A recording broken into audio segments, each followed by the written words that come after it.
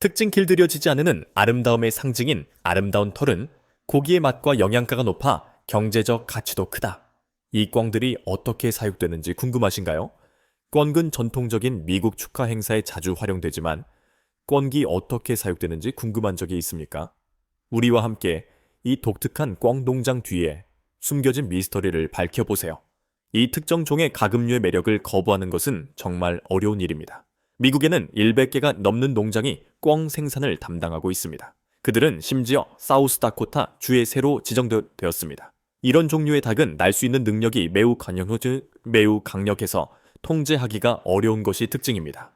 농부들은 이 문제에 대한 해결책을 찾기 위해 보호망 시스템을 갖춘 격리된 헛간을 건설해야 하는 경우가 많습니다. 이 헛간은 꿩이 교외로 날아가는 것을 방지하고 주변 환경으로 인해 발생할 수 있는 잠재적인 위험으로부터 꿩을 보호하도록 설계되었습니다. 4월부터 7월까지 계속되는 암컷 꿩 한 마리는 매주 약 4개의 알을 낳을 수 있습니다. 농민들은 자신들의 제품에 대한 수요에 부응하여 알을 부화시키는 과정을 통해 우수한 품종을 개발하려고 노력해왔습니다. 인간의 개입으로 이 알의 부화율은 40회에 비해서 최소 75%로 극적으로 높아졌습니다. 매년 미국의 농부들은 수백만 마리의 꿩을 성공적으로 사육하고 있습니다. 이는 이 산업이 지난 몇 년간 상당한 성장을 거듭해왔다는 사실을 보여주는 놀라운 수치입니다. 그러나 이러한 확장은 처리하기 어려운 문제의 증가를 의미하기도 하며 이는 고려해야 할 사항입니다. 꿩 농업으로 인해 발생하는 문제에 대한 논의는 영상의 다음 부분에서 진행됩니다. 그 후 고품질 꿩 병아리를 생산하는 단계를 진행해 보겠습니다. 달걀 껍질을 뚫고 어린 꿩에게 해를 끼칠 수 있는 먼지와 세균을 제거하기 위해 농부는 알을 인큐베이터에 넣기 전에 물과 특정 비누로 달걀을 씻습니다. 인큐베이터의 온도는 암컷 꿩의 몸에 있는 따뜻함을 재현하기 위해 화씨 100도로 설정되어 있습니다. 인큐베이터에서 농부들은 상황을 관찰합니다. 바로 이 순간 꿩은 달걀 껍질에서 서서히 나오기 시작합니다. 약 25일이 지나면 새끼 꿩이 부화 과정을 시작합니다. 부화한 어린 꿩은 철저한 검사를 거쳐 황이 장치가 있는 배송 상자에 넣습니다. 60시간 이내에 그들은 양육 과정을 계속하기 위해 다른 농장으로 배송됩니다. 농장에 도착한 어린 꿩들은 계속 성장하면서 소화가 잘 되도록 단백질이 풍부한 먹이를 먹습니다. 일반 닭의 먹이가 새가 성장함에 따라 부드러운 것에서 단단한 것으로 점진적으로 바뀌는 것과 마찬가지로 꿩의 먹이도 점차적으로 변합니다.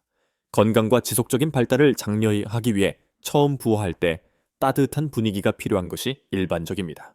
그래서 어린 꿩들의 행복에 기여하기 위해 농부들은 항상 축사에 불을 켜서 따뜻한 환경을 조성하고 있습니다. 건조된 우드칩이 가장 좋습니다.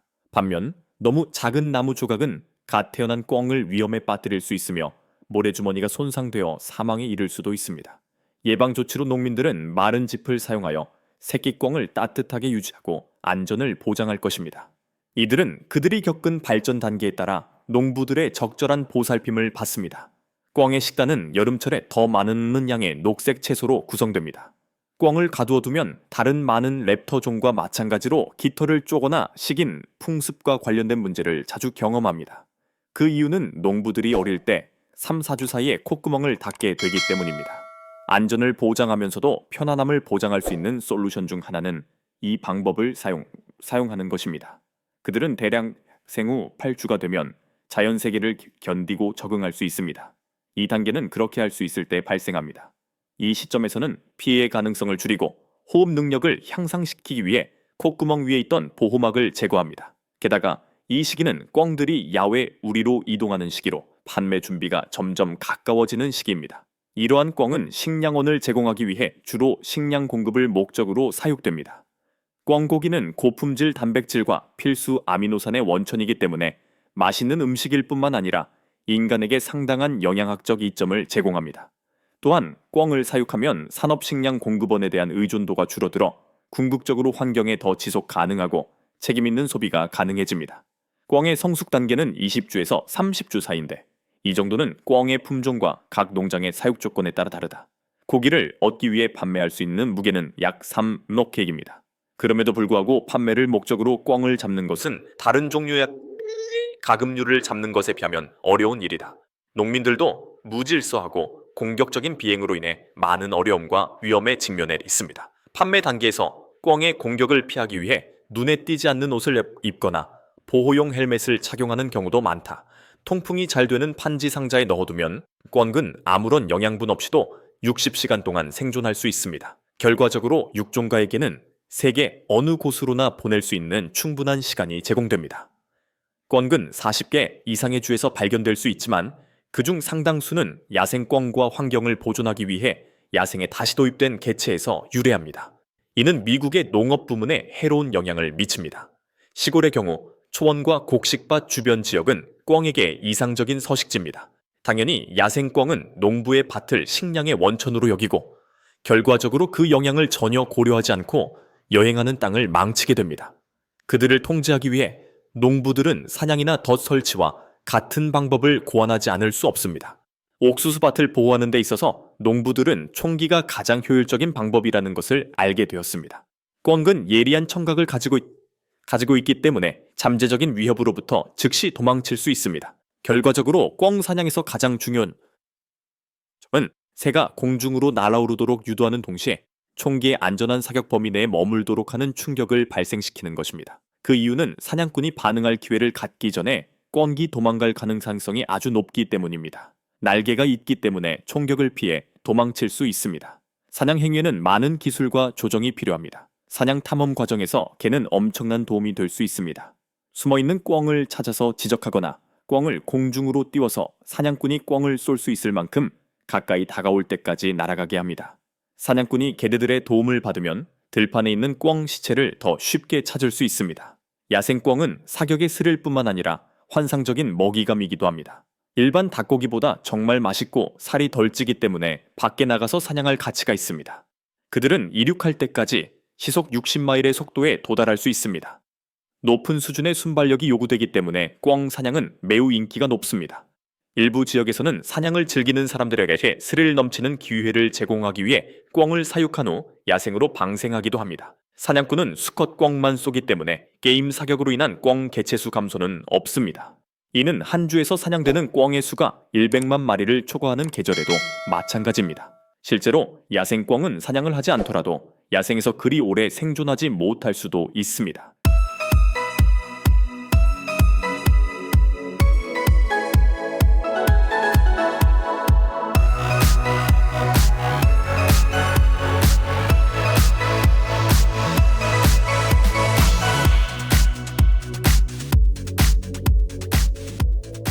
동물을 볼 때 소형 하마와 거대한 기니피그의 잡종이라는 인상을 받은 적이 있습니까? 카피바라는 세계에서 가장 큰 설치류이며 종종 지구 어디에서나 볼 수 있는 가장 귀여운 동물 중 하나로 간주됩니다. 카피바라를 소셜미디어 현상으로 만들고 전 세계적으로 사랑받는 동물로 만든 이유는 무엇일까요? 게다가 이렇게 많은 사람들이 자신을 키우는 과정에서 돈을 벌고 있는 이유는 무엇일까?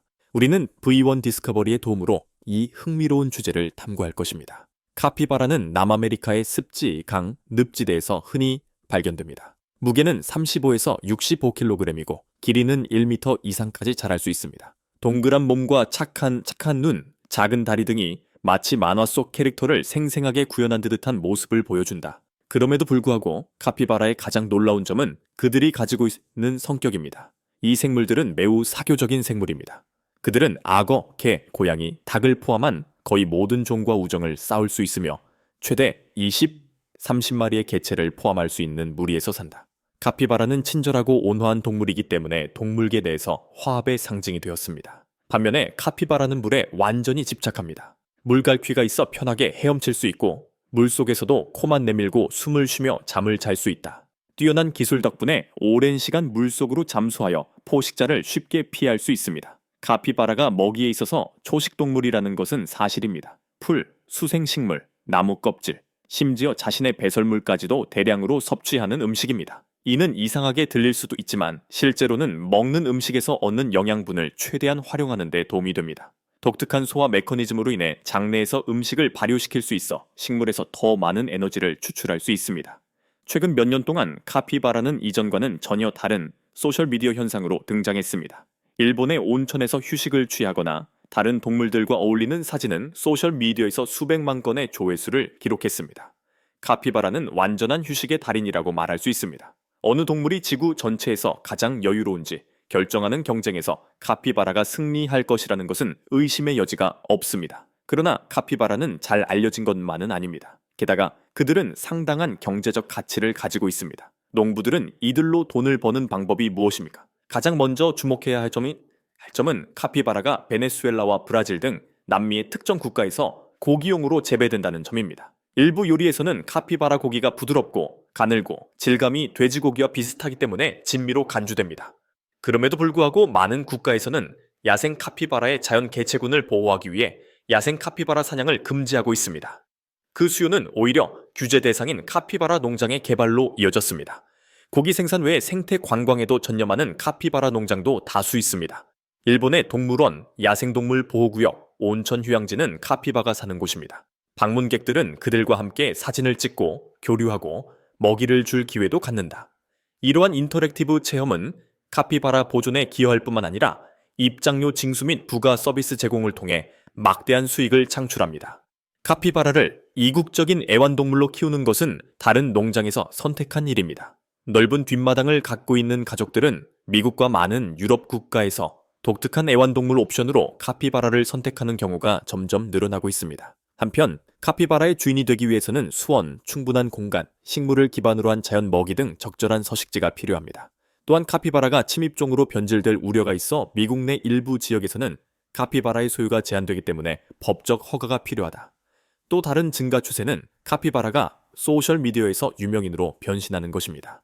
유튜브와 틱톡의 카피바라 동영상은 다수의 농장주가 제작하며 이러한 동영상은 수백만 건의 조회수를 기록하고 있습니다. 이들 영화는 광고, 후원, 카피바라를 주제로 한 장난감, 티셔츠, 미술품 등의 아이템 판매를 통해 수익을 창출합니다.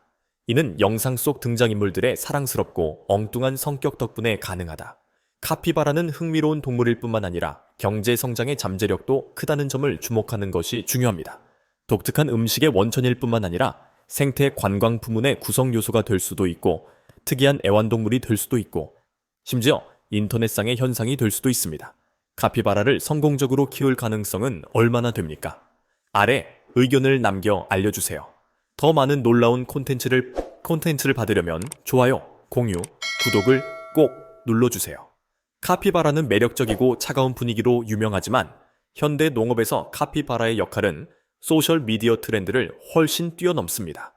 많은 친환경 농업 모델에서 카피바라는 폐기물이 유기비료로 사용되는 작물 동물 시스템에 통합됩니다. 이 천연 부산물은 영양분이 풍부하고 과일, 채소 또는 수생식물을 재배하기 위한 토양을 비옥하게 하여 화학 투입 비용을 줄이고 농장을 더욱 지속 가능하게 만듭니다. 또한 카피바라는 치료 환경에 진출했습니다. 그들의 조용하고 온화한 태도는 동물 보조 치료에 이상적이며 불안, PTSD 또는 자폐증이 있는 사람들을 돕습니다. 일부 생태학교에서는 안전하고 자연적인 환경에서 아이들에게 환경에 대한 책임감, 생물 다양성, 동물과의 정서적 유대감을 가르치기 위해 카피바라를 사용하기도 합니다. 생태학적 관점에서 볼 때 카피바라는 습지 생태계를 유지하는 데 중요한 역할을 합니다. 수생식물에 대한 지속적인 방목은 연못과 습지의 과도한 성장을 제어하는 데 도움이 됩니다. 일부 농부들은 카피바라를 개인 연못에 도입하여 천연, 잡초, 조절기 역할을 하여 노동력과 화학물질 사용을 최소화함으로써 이러한 특성을 활용합니다. 게다가 흥미로운 점은 다양한 기후에 대한 적응성입니다. 남미의 열대 지역이 원산지이지만 카피바라는 일본과 같은 추운 지역에 잘 적응하여 겨울 동안 따뜻한 욕조에 몸을 담그는 모습을 자주 볼 수 있습니다. 적절한 은신처와 온수에 대한 접근성이 있으면 온대 환경에서 번성하여 전 세계적으로 농업 잠재력을 확장할 수 있습니다. 그러나 카피바라를 키우는데 어려움이 없는 것은 아닙니다. 다른 가축과 마찬가지로 기생충, 피부 감염 또는 소화장애와 같은 질병에 걸리기 쉽습니다. 현대 농장에서는 정기적인 건강검진, 천연 프로바이오틱스, 스트레스 감소 인클로저를 통해 이러한 위험을 완화하여 항생제의 필요성을 최소화하고 전반적인 가축의 건강을 지원합니다. 덜 알려진 응용 분야에서는 피부와 모피도 장인공에 대한 관심을 불러일으켰습니다. 카피바라 가죽은 대량 생산되지는 않지만 부드러운 질감과 내구성으로 인해 남미 일부 지역에서는 지갑이나 시계줄 등 핸드메이드 액세서리를 만드는 데 사용되어 높은 평가를 받고 있습니다. 그들이 흘린 털은 수집하여 새의 보금자리 재료나 유기뿌리 덮개로 재사용할 수도 있습니다. 마찬가지로 중요한 것은 전통적인 가축에 비해 환경 발자국이 낮다는 것입니다. 카피바라는 소나 돼지보다 사료가 덜 필요하고 온실가스 배출도 적으며 물 소비도 적습니다. 이는 동물 복지를 훼손하지 않고 보다 지속 가능한 단백질 공급원을 찾고 있는 환경에 민감한 농부들에게 매력적인 선택이 됩니다. 그들의 재생산은 또 다른 장점입니다. 카피바라는 1년 내내 번식할 수 있으며 암컷은 일반적으로 임신 150일 후에 4-6마리의 새끼를 낳습니다. 효율적인 육종 프로그램은 소프트웨어를 사용하여 유전학, 건강기록 및 교배의 주기를 추적하여 강력한 혈통을 보장하고 근친 교배를 방지합니다. 이는 생산적이고 건강한 인구를 유지하는 데 핵심입니다. 더욱이 카피바라 양식은 틈새 수출 사업으로 탄력을 받고 있다. 살아있는 카피바라는 미국, 한국, 태국과 같은 국가의 동물원, 이국적인 애완동물 주인, 친환경 리조트에서 점점 더 많은 인기를 얻고 있습니다. 이와 함께 봉제 인형부터 테마 의류까지 카피바라에서 영감을 받은 상품이 전자상거래 플랫폼을 통해 상당한 수익을 창출하고 있습니다. 마지막으로 카피바라 농가들은 디지털 시대를 맞이하고 있습니다. 농장의 일상을 기록하고 관리 요령을 공유하고 목욕 시간을 실시간 스트리밍하여 전용 온라인 커뮤니티를 구축했습니다. 이러한 채널은 인지도를 확산시킬 뿐만 아니라 광고 수익화, 팬 기부, 브랜드 파트너십을 통해 수익권 역할을 하여 농업을 콘텐츠 제작의 중심으로 끌어들이고 있습니다.